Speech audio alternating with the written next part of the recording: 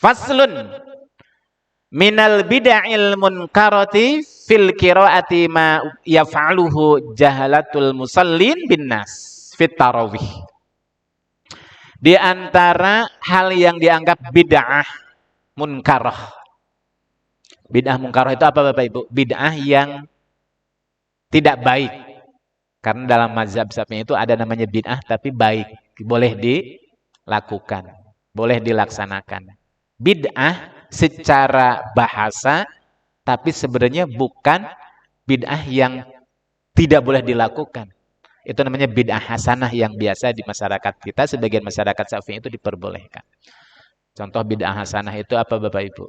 Ya, sebagaimana yang diungkapkan oleh Umar bin Khattab. Salat berjamaah tarawih dari awal sampai akhir itu kan bid'ah, kata Umar. Kenapa? Karena di zaman Nabi salat tarawih itu berjamaah di masjid cuma berapa kali? 2 kali.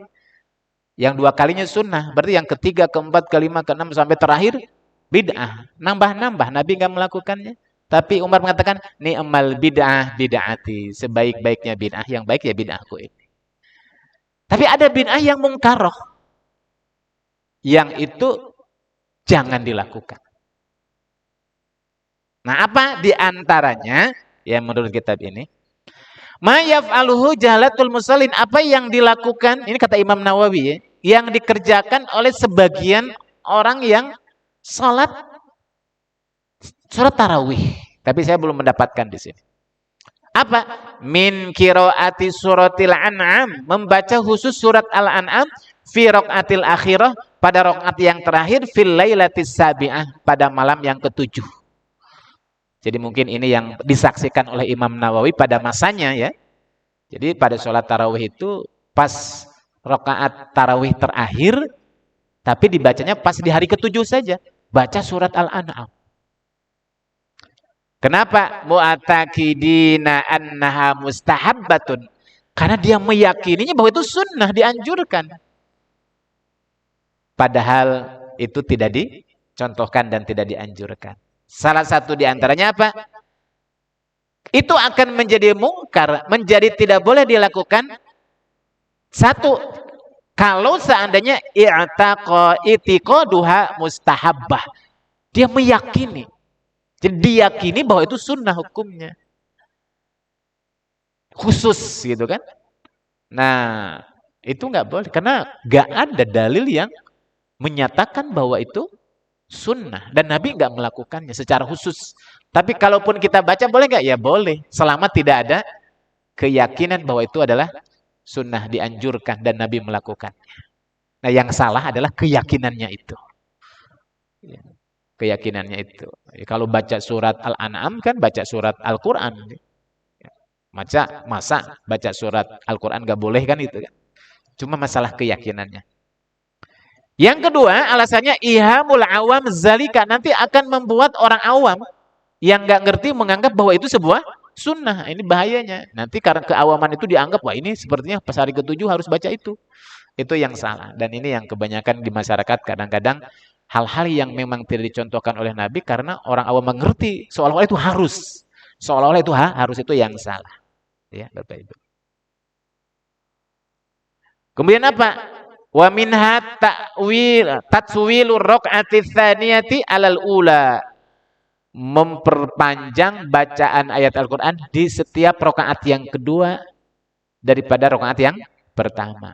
Jadi rakaat yang kedua panjang, rakaat yang pertama pendek. Kalau itu diyakini sebuah kesunahan, nah itu nggak boleh. Kalau dianggap itu sunnah. Justru yang sunnahnya itu rakaat yang pertama panjang, kalau mau ayat yang keduanya pendek. Apa hikmahnya? Para ulama menjelaskan hikmahnya. Kenapa? Nabi juga dalam beberapa momentum salat berjamaah juga sama. Rakaat yang pertama lebih panjang. Apa hikmahnya? Maksudnya untuk memberikan kesempatan bagi orang yang datangnya agak terlambat, dia bisa mengikuti rakaat yang pertama. Karena berdirinya lama ya kan. Paling tidak ketika dia datang itu dia masih bisa berdiri bareng bersama imam atau paling tidak ketika imam sedang ruku. Karena menurut jumhur ulama kita dianggap sudah mengikuti satu rakaat dalam berjamaah itu paling minimal di saat kita bisa ikut bersama imam dalam ruku. Itu sudah dapat satu rakaat walaupun meninggalkan Fatihah. Itu menurut jumhur ulama. Nah, itu yang dianggap Bapak Ibu rahimakumullah sesuatu yang ya, tidak termasuk sunnah tapi masuknya bid'ah. Dengan alasan atau dengan anggapan satu itu diyakini sebuah sunnah, dianjurkan. Yang kedua, itu nanti akan membuat orang-orang awam menganggap itu sebuah keharusan. Ya, itu tidak boleh. Ya. Dan yang ke selanjutnya makruh, bukan makruh di sini bid'ah hukumnya apa? Hadramatul qiraah. Hadramatul qiraah itu apa Bapak Ibu? Membaca ayat Al-Qur'an dalam keadaan cepat sekali. Ini dalam sholat tarawih. Imam Nawawi memasukkan bacaan Al-Quran semacam itu adalah bid'ah al-munkar. Ya. Baca Al-Qurannya, bacaan Fatihah saja, satu kali nafas misalkan. Pernah Bapak Ibu lihat rekaman yang ini sempat kontroversi, bahkan MUI juga ikut mengomentari. Ya, tradisi sholat yang tarawih yang begitu cepat bacaan Qurannya. Yang ini membuat kaidah tajwidnya berantakan dan gak dengar didengar juga gak enak. Itu Imam Nawawi menyebutnya itu bid'ah, munkar. Ya, membaca Al-Quran dengan sangat cepat sehingga gak jelas makharijul hurufnya, panjang dan pendeknya. Bahkan tumakninah juga gak dapat. Rukuknya, sujudnya, belum rukuk sempurna sudah bangkit lagi. Allahu Akbar, Allahu Akbar, Allahu Akbar, misalkan itu ya. Nah, itu termasuk bid'ah. Hadramatul qiraah namanya. Ya. Seperti itu. Nah, itulah Bapak Ibu rahimakumullah di antara sekian adab kita membaca Al-Qur'an di bab yang ke-6 ini.